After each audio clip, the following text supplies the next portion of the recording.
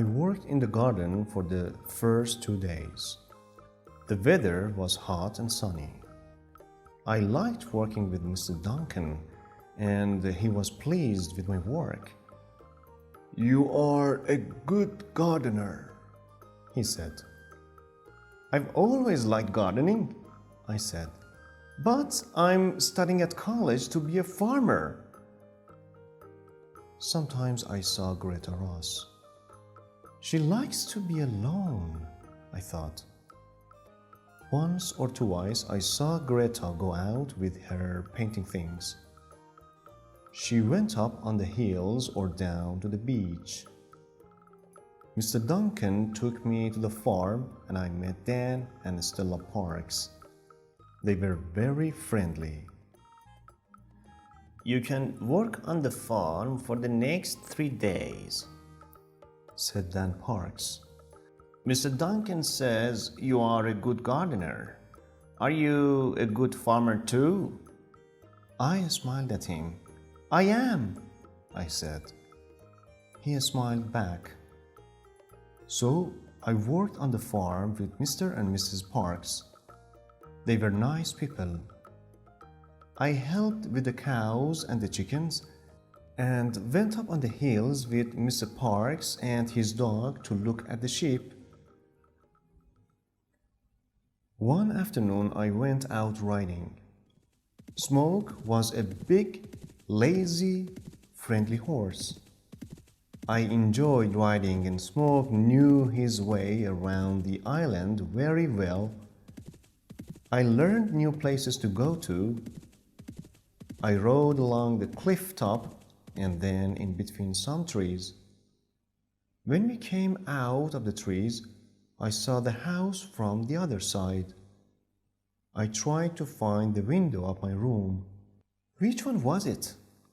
Suddenly, I saw a face at one of the windows. The face was looking at me. It was there for just a second or two, then it moved away quickly. Who was that? I thought. Was it Mr. Ross? And which room was it?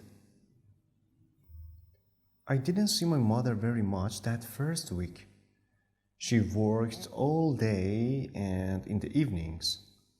She wrote letters to South America, Japan, Canada, and Australia. Sometimes she worked after I was in bed. "Mr. Ross works hard," she told me. "He invests money in many companies and countries, but it's not his money." "It's not?" I was surprised by this. "No, it's his wife's money. And she bought the island. It's her island, her house, her farm. Everything belongs to her." How strange! But why does Mr. Ross always look sad? And why does he never leave the island? I asked. "I don't know," said my mother. "He says he likes it here and likes working on his farm. It's strange, I know." Sometimes, when I finished work, I walked along the beaches or the cliffs, or I went swimming in the sea. I liked swimming. Greta Ross often came to the beach to swim, but Mr. Ross never came.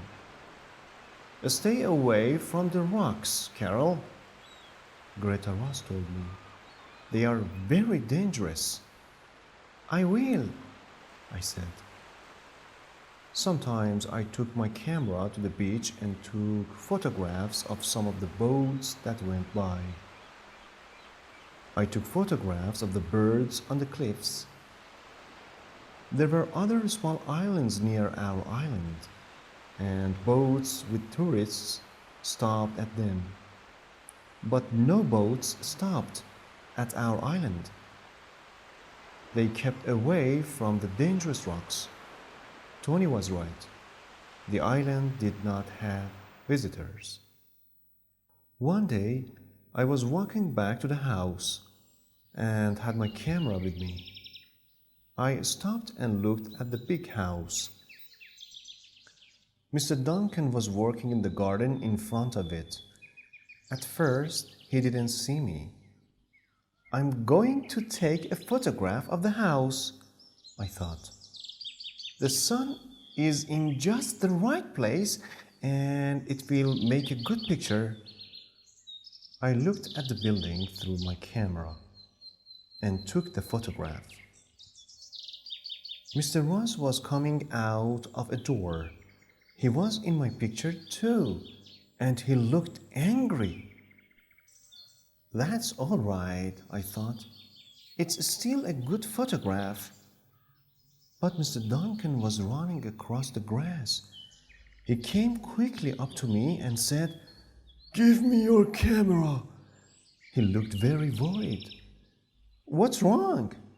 I asked in surprise. I gave him the camera. "Never take photographs of Mr. Ross," he said. And then he opened the back of my camera and took out the film. "Hey, what are you doing?" I said. "You'll spoil my film." But he didn't stop. "Sorry," he said, and he put the film into his pocket. "But no pictures of Mr. Ross. He doesn't like people to take pictures of him." Mr. Ross was watching us. He saw the camera and he saw Mr. Duncan take out the film, but he said nothing.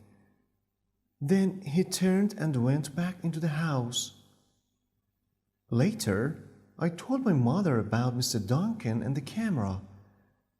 "He spoiled my film," I said. "I don't understand," she said. "Why did he do that?" "I don't know," I said, "but there is something strange about Mr. Ross." About a week later, I finished work early one day and came back to the house.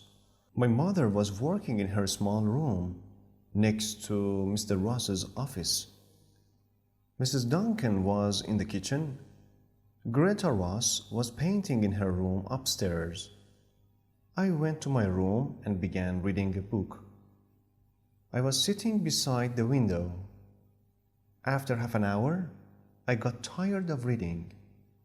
I looked out at the rain and the gray sea and rocks between the trees. My book isn't very interesting, I thought. I got up and went out of my room. I walked along the passage and turned a corner.